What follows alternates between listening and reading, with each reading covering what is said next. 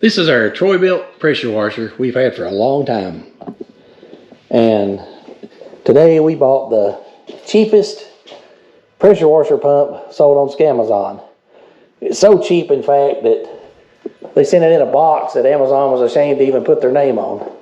So it's definitely cheaper than what most things they sell. It's like a $40 pressure washer pump, and usually these are over $100 for this particular pressure washer. It's 2,500 max PSI, 2.3 gallons per minute, 6.75 horsepower. And this is probably the third pump we've put on this. The first one I had froze. The second one just clogged up and failed. It wouldn't work anymore. Probably could have been rebuilt. But looking at it right now, this pump that's on here was another cheapest one they had on Amazon. This one was even cheaper. And they don't look nothing alike. So we're just going to have to dig in and find out. Let's get into it. I'm going to take this hose, took it loose, the pressure hose, and get it out of the way.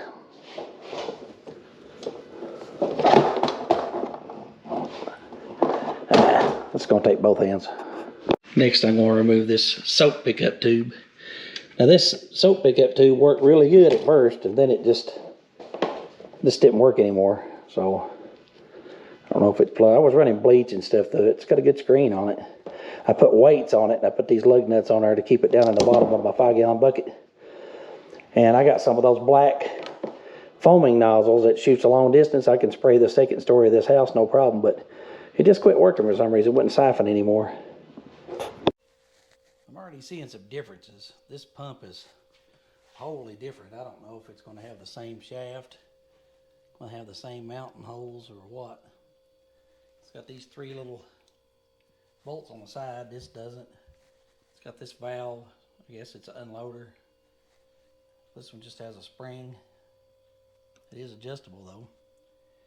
And the biggest thing is these, where the hoses connect out the rear. This has got little bitty short ones. I'm not worried about that one, but this is going to be hard to get to if it's way back under the machine. So before we get too far ahead of ourselves, let's get the Allen bolts out of this one. There's 3, and it should, I don't think there's a set screw or nothing. There should just be a key on the shaft. Well, if that bearing's bad though, it may be seized and not come off. So this may be a challenge. Let's get to that point though. It fits sort of. It's this part of the case, the housing, is way thicker on this pump than it is this pump. So it's hitting the bottom of the engine.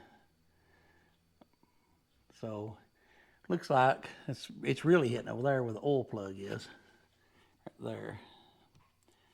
So it looks like I'm going to have to put some 1/2-inch spacers in it, or maybe 3/8 or something.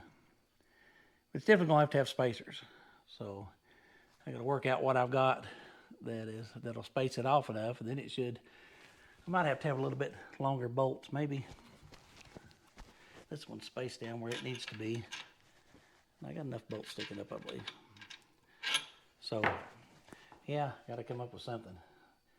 It's totally different. Everything about it, the design is different. This has got these little caps on the side. This has nothing like that. It does have a soap thing here somewhere.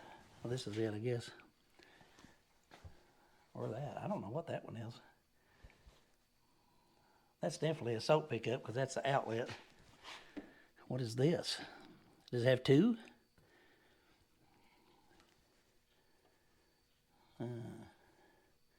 That's a curiosity. This looks like a Venturi style thing that would pick up soap. But what is this one?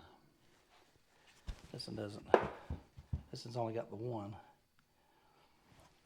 I can understand if you had this and you had a soap bottle made on the tank, this might be one with a fixed soap bottle. But that would take it right through the machine. This one, on the other hand, would just inject it right into the line. So which would be better? I wouldn't want bleach and stuff going through the pump itself. I don't know. I have to figure it out. I have to research it a little bit. But I don't know. It's made similar, but it's way fatter. It's fatter this way than this one. It's curious. We'll see how far we get.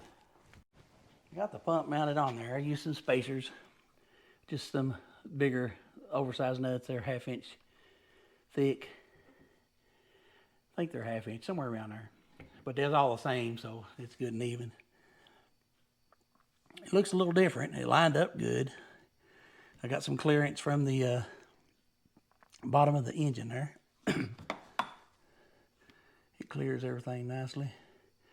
You know, it's not the exact pump. Now, that pump's a little different. This thing is a 2500 max. And I think this pump says on the advertisement it's from 2500 to 3000 or something like that. So it's, I don't know. I ain't tried it. I ain't gonna be able to try it tonight because it's dark outside. Everything seems to spin nicely. Now, this pump doesn't seem like it's locked up. I thought that was the problem. It wasn't working. It would quit, then it would start back, then it would quit. It turns. Sounds a little crunchy. I thought about taking it apart and seeing exactly what's wrong with it. They sell kits for these that are reasonably cheap. And this is a fairly new pump. Not that old, but who knows? It seemed like it right after we put it on, it got stopped up. Something got up in it. Because we hooked up a garden hose that had been laying outside without any ends on it. And we didn't notice at the time, but this screen was gone. There's supposed to be a screen in it. There's the screen. I got a whole box of these screens. I just didn't realize there wasn't one in it. And it stopped up on us, and then it started back working. So maybe there's some type of restriction in there. I don't know about the bearing, but this thing would squeal just a little bit, and then it would just shut off, and it wasn't out of gas. So maybe something more wrong with the motor. I noticed there's some oil seeping out of the engine. Next pressure washer we get, we're definitely going to get an electric one. Now, they've come a long way. Used to, the electric ones wouldn't do nothing, but I believe that some of the, I know Vevor, I think, makes one that's supposed to be like 2,500 pound or 2,200 pound, and I've watched some people use it on the internet, and it seems to work pretty good. And you just plug it up and go, and it stops whenever you let off of it, instead of this thing running continuously. If you let this thing run more than 90 seconds, it's supposed to burn your pump up. So even if you're moving around to the other side of the car or the other side of the house, you have to shut it off. Well, I'm not exactly sure what this one is unless it's some type of pressure relief, but this is your downstream soap thing. It only works with like the black nozzle on your pressure washer. I don't know where it's at. It's not on here. But I don't know what this one is.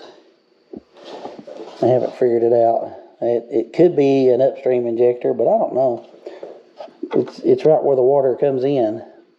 And on this one, it doesn't have anything like that. It's just got this little like check valve. So I'm not really sure. I'm going to dig around a little more and see. But right now, I'm going to clean this thing up a little bit because it's nasty. It looks like these head bolts may be loose. I want to check them. Yeah, these head bolts, especially these bottom ones where the oil is coming out. There's oil coming out everywhere. Right there.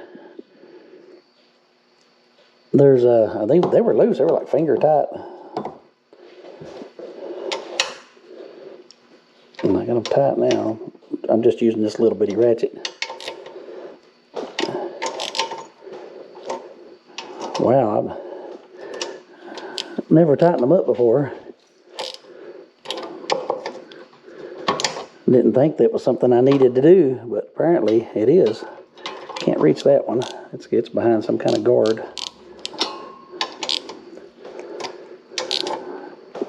Alright, now I'm going to get some chemicals and clean this thing up a little bit. Well, there it is. I wiped it down with some soap and some WD-40. I mean, it may not run at all, but at least it's going to look good. We've had this thing for a really long time. We've had it for years. But it's been good other than having to put pumps on it. But I guess they wear out if you're not careful. You really should take care of them, pay more attention. But I tightened the head down on it, which made a big improvement on it because I can't believe that it was oil was leaking out of there, but I guess you learn you have to check this stuff. I don't never check it. I don't think I've ever done anything to this except maybe change the oil and air filter and pour fuel in it, but we'll give it a try. And I guess those cheap pumps will fit. You might have to modify them a little bit. It said in the description that it would fit, but I read some comments, and one guy said that he had an older pressure washer and he did have to do some modifications, and I guess that's what he was talking about. Still haven't figured out what this little black looks like an inlet tube, pickup tube is, but I know what this one is. This is a low pressure soap pickup. I ordered some car wash, so I'm going to try this. Wash a couple of vehicles with the pressure washer car wash and see what it does. Use the foaming nozzle, but it may not even run, but it'd be pretty. If it don't run, I'll forget it outside one night and let the LACs pick it up. They'll pick it up on their way around the neighborhood. That's the local area crackheads. They'll take it off your hands and never mention a thing about it. They'll make sure that you never know that they got rid of it for you. But until that happens, we'll try it out when we get a pretty day and see if it works. Thanks for watching, guys. Thanks for following along. Stay clean, everybody.